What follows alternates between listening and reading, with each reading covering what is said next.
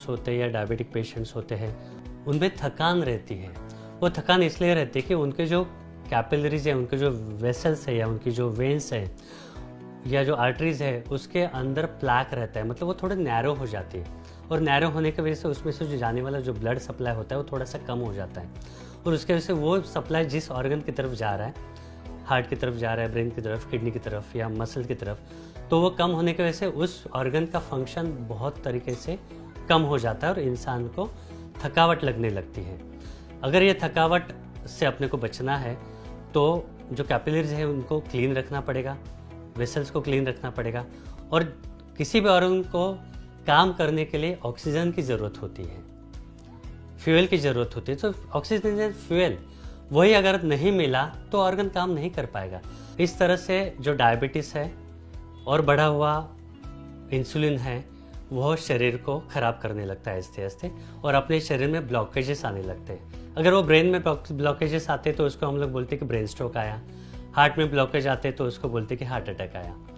यानी heart attack या brain stroke आने के बाद वहाँ के जो ऑर्गन है, वहाँ के जो टिश्यूज़ है, वहाँ को प्रॉपरली ब्लड नहीं मिल रहा, और ब्लड इसलिए चाहिए होता है कि ब्लड के साथ ऑक्सीजन मिलता है, और बिना ऑक्सीजन के कोई भी टिश्यू सर्वाइव नहीं कर पाता।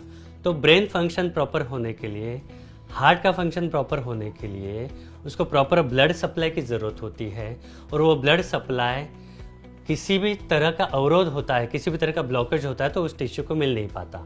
तो our ultimate target, ultimate aim is to provide proper oxygenation to the body.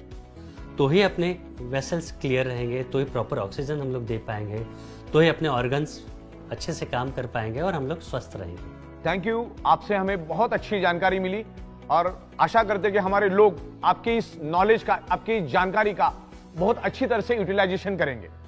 Thank you. आज हमारा सैटेलाइट, मोबाइल, इंटरनेट सारा का सारा पृथ्वी की मैग्नेटिक फ्रीक्वेंसी के कारण चल रहा है, लेकिन आज एनवायरमेंट में काफी सारा बदलाव आया। जैसे मैंने कहा कि आज हमारे 3 फीट में लोहा है, जिसके कारण पृथ्वी की नेचुरल मैग्नेटिक पावर लोहा अपनी ओर खींच लेता है, जिससे हमारा ब्लड सर्कुलेशन डिस्टर्ब हो जाता है। दिन ब दिन रेडिएशन बढ़ते जा रहा है। अभी 4G के बाद 5G आ चुका है, और 5G के बाद 6G आएगा, तो रेडिएशन भी हमारे ब्लड सर्कुलेशन को फ्लैक्चुएट करता है, डिस्टर्ब करता है। उसके कारण भी हमारे शरीर में ऑक्सीजन की कमी निर्माण होती है। आज ईच एंड एवरी पर्सन की अगर आप शक्ल देखोगे तो स्ट्रेस में डूबा हुआ